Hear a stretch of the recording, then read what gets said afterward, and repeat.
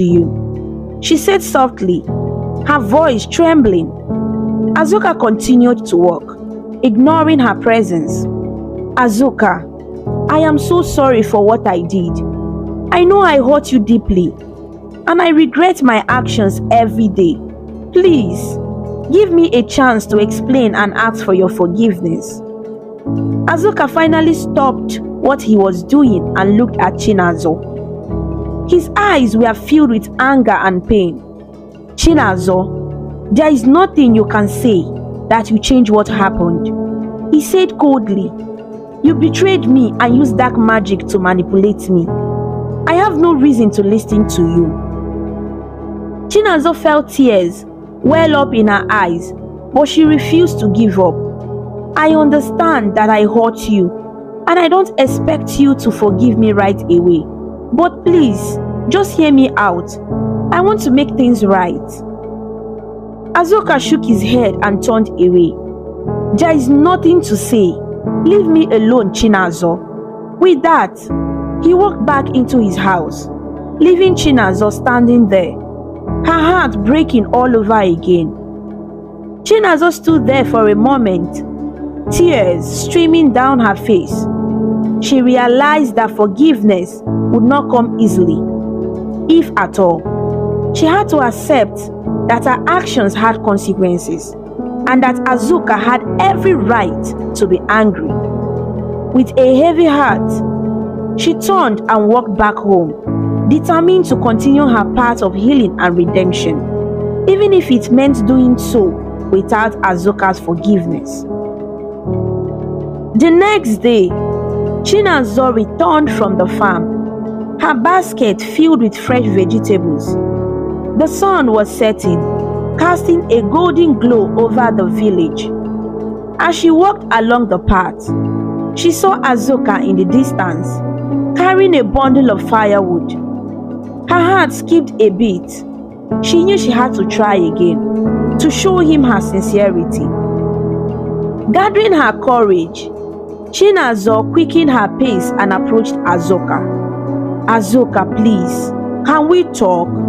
she called out, her voice gentle and pleading. Azuka turned sharply, his face hardening as he saw her. "Chinazo, I warned you yesterday," he said, his voice cold and firm. "Stay away from me. I don't want to hear anything you have to say." "Azuka, I just want a chance to make things right," Chinazo persisted, her eyes filled with tears. "Please, just listen to me for a moment." Azuka's eyes flashed with anger. "You think you can make things right? After what you did, you are evil and wicked, Chinazo. You use dark magic to control me. Do you understand how that feels? Stay away from me and my family. I want nothing to do with you." His words cut deep, like a knife through her heart. Chinazo felt a wave of sadness and guilt wash over her. Tears streamed down her face as she stood there, feeling utterly broken. She couldn't bear to see the hatred in Azuka's eyes, the eyes that once looked at her with love. Unable to hold back her emotions, Chinazo turned and ran home, sobbing uncontrollably. She burst through the door of her house, startling her parents. Nwaanyị rushed to her side, pulling her into a comforting embrace. "My child, what happened?" Nwaanyị asked, her voice filled with concern. Chinazo could barely speak through her tears. "Azuka, he hates me. He called me evil and wicked. He doesn't want anything to do with me," she cried, burying her face in her mother's shoulder. Obinwanne approached, placing a gentle hand on Chinazo's back. "Chinazo, you must give him time. What you did hurt him deeply, and it will take a long time for him to heal," he said softly. Nwaanyị nodded, stroking Chinazo's hair. "Your father is right. Healing takes time. And sometimes forgiveness doesn't come easily. You must focus on continuing your own healing and finding peace within yourself. Chinazor nodded, though her heart was heavy with sorrow. She knew her parents were right, but the pain of Azuka's rejection was almost unbearable. She spent the rest of the evening in her room, reflecting on her actions and the path she had chosen. She knew she had to find a way to forgive herself and accept the consequences of her choices. As the days passed, Chinazor threw herself into her work, helping her family and the village. She focused on becoming a better person, hoping that one day Azuka might see her efforts and reconsider. But for now, she had to live with the pain of his rejection and the knowledge that she had caused him great suffering. Days turned into weeks, and Chinazor dedicated herself to helping her family and the village. She worked tirelessly in the fields, fetching water from the stream and assisting the elders with their tasks. Her hard work and determination began to change the villagers' perception of her. They saw a girl who was genuinely remorseful and striving to make amends for her past mistakes. One morning, as she was sweeping the front yard, her friend Amuche came to visit. Chinazor, I have missed you, Amuche said with a warm smile. I see you have been working hard. How are you holding up? Chinazor smiled weakly. I am trying my best, Amuche. Each day is a challenge, but I'm determined to become a better person. Amuche nodded, understanding the pain her friend was going through. You have a good heart, Chinazor. I believe that in time, Azuka will see that too. Until then, you have us, your friends and family to support you. Chinazor felt a surge of gratitude for her friend's kindness. Thank you, Amuche. Your words mean a lot to me. As the weeks passed, Chinazor continued her path of redemption.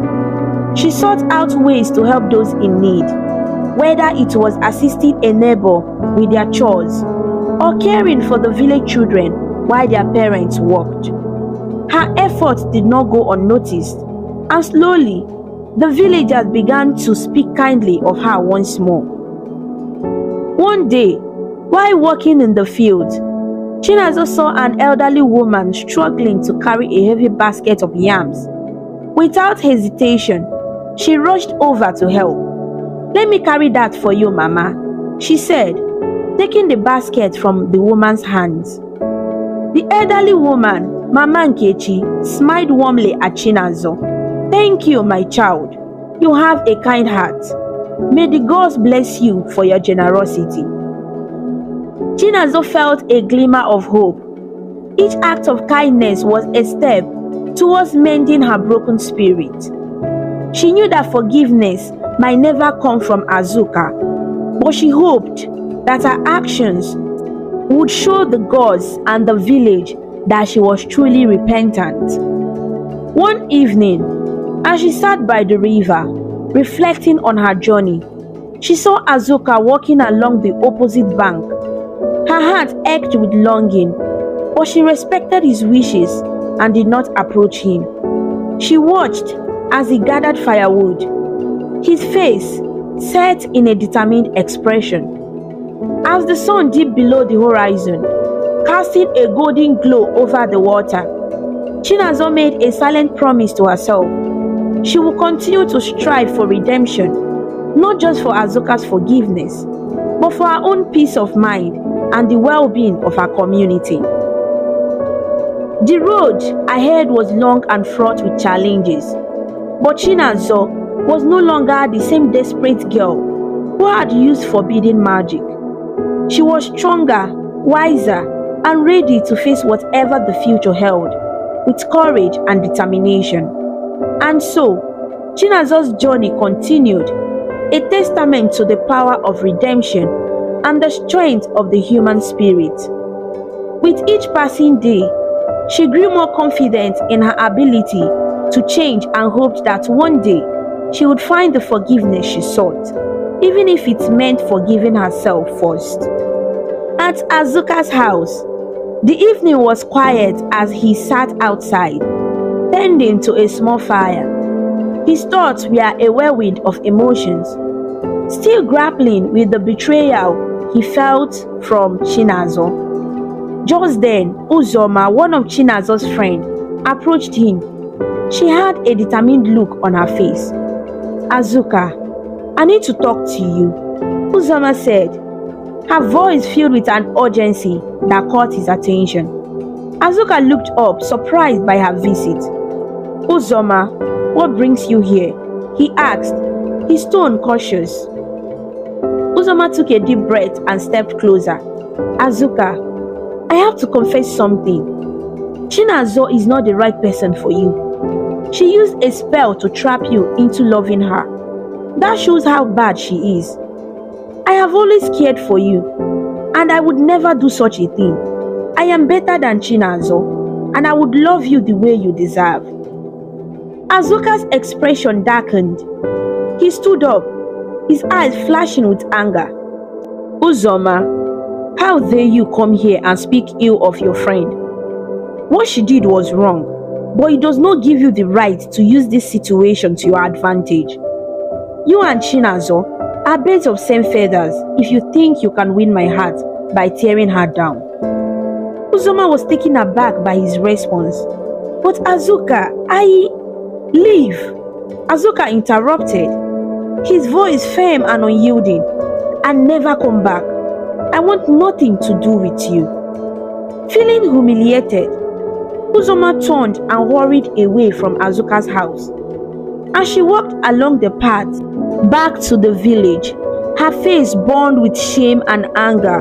She couldn't believe that her plan had backfired so badly. On her way home, she came across Amuche, who was returning from fetching water. Amuche noticed Uzoma's distressed expression and approached her. "Uzoma, what happened?" she asked, concerned. Uzoma hissed in frustration. "I went to see Azuka, and I told him that Chinazo was a bad person for using a spell on him and that I would be better for him. But he got angry and told me to leave, calling us birds of same feathers." Amuche's eyes widened in disbelief and anger. "Uzoma, how could you do that? You know Chinazo still loves Azuka. How could you try to take advantage of this situation?" Uzoma crossed her arms defiantly. "Azuka would never be with Chinazo, and I will never allow that. He deserves someone better." Amuche shook her head, her disappointment evident. "You are wrong, Uzoma. Love isn't about taking advantage of someone else's mistakes. You should be ashamed of yourself." Uzoma turned away with a huff and walked off, her mind set on her own desires. Amuche stood there, feeling a mix of sadness and anger. She knew that Uzoma's actions would only make things worse for Chinazo and Azuka. Determined to support her friend, Amuche decided to visit Chinazo and tell her what had happened. She hoped that somehow Chinazo could find the strength to keep moving forward, despite the obstacles and betrayals she faced. Amuche walked into Chinazo's house to see her cooking dinner. The aroma of freshly cooked yam and vegetable soup filled the air. Chinazo looked up and smiled warmly when she saw her friend. "Amuche, you are just in time. Come join me in the kitchen," she said cheerfully. Amuche smiled back and joined Chinazo, rolling up her sleeves to help. As they cooked, they talked and laughed, reminiscing about their childhood and sharing stories from the village. The kitchen was filled with the sounds of their chatter and the clinking of pots and pans. "Do you remember when we used to sneak into Mango Grove and eat all the ripe mangoes before the elders could get them?" Amuche asked, giggling. Chinazo laughed, her eyes sparkling with joy. "Oh, how could I forget? We got into so much trouble for that." After they finished cooking, Chinazo set the table and invited Amuche to stay for dinner. They enjoyed the meal together, savoring the delicious food and each other's company. Once they were done, Chinazo walked Amuche to the door to see her off. As they walked down the path, the sky turning shades of orange and pink with the setting sun. Amuche's expression grew serious. Chinazo, there is something I need to tell you, she began hesitantly. Chinazo looked at her friend with concern. What is it, Amuche? Amuche took a deep breath and recounted her encounter with Uzoma. Uzoma went to see Azuka and told him that you were a bad person for using the spell on him. She even confessed her love for him, saying she could be better for him. Azuka was furious and sent her away, calling you both birds of the same feathers. Chinazo's face fell, and she felt a pang of sadness and betrayal. Uzoma did that, she whispered, tears welling up in her eyes. Amuche nodded, reaching out to hold Chinazo's hand. Yes, but please, Chinazo, don't confront her. It will only make things worse. Focus on your own healing and redemption. Uzoma's actions will catch up with her eventually. Chinazo took a deep breath and nodded, though her heart ached from the betrayal. You are right, Amuche. I won't confront her. I just can't believe someone I considered a friend would do this.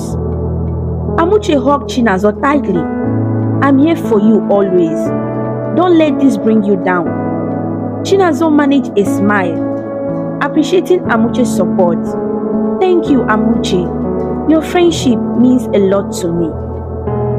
They bid each other goodbye, and Chinazo walked back to her house.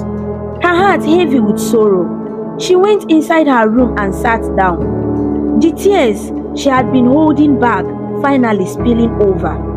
She felt a deep sense of betrayal and sadness, knowing that someone she trusted had tried to hurt her even more. As the night grew darker, Chinazo cried quietly, her heart aching. She knew that her journey to redemption was far from over, and that she had to stay strong despite the obstacles. She resolved to focus on becoming a better person and to surround herself with true friends who would support her through thick and thin. The next day, Chinazo walked through the village with Amuche by her side. The sun was shining brightly, and the village was bustling with activity. As they walked along the main path, they saw Azuka returning from the farm, carrying a bundle of firewood on his back. Chinazo's heart pounded in her chest. She knew she had to talk to him again, to make him understand how deeply sorry she was. Ignoring Amuche's attempt to stop her, she walked straight towards Azuka. Chinazo, please don't. Amuche pleaded, grabbing her arm. Chinazo shook her head, determination in her eyes. I have to do this, Amuche. She approached Azuka, her voice steady despite the turmoil inside her. Azuka, please, I need to talk to you. Azuka looked at her with cold eyes and ignored her, continuing to walk past her. Chinazo didn't let that stop her. She followed him, her voice rising in desperation. Azuka, please, just hear me out. Azuka stopped and turned to face her, his face contorted with anger. I told you to leave me alone, Chinazo. Why can't you understand that? Chinazo's heart broke at his harsh words, but she stood her ground. Azuka, I know I hurt you, and I am deeply sorry. I love you more than anything, and I was wrong to use the spell. Please, just give me a chance. Azuka's anger fled. You love me. You call this love? You used dark magic to control me. How can I even trust you? Chinazo's eyes filled with tears, but she refused to back down. If you want to hate me, then hate me. If you want to hurt me, then hurt me. But please, listen to me. I regret what I did every single day. I was desperate and I made a terrible mistake. I am so sorry, Azuka. Azuka's eyes welled up with tears, his anger slowly giving way to the pain he felt. He couldn't control his emotion any longer, and tears began to stream down his face. Chinazo, just go home, leave me alone, he said, his voice breaking. Chinazo fell to her knees.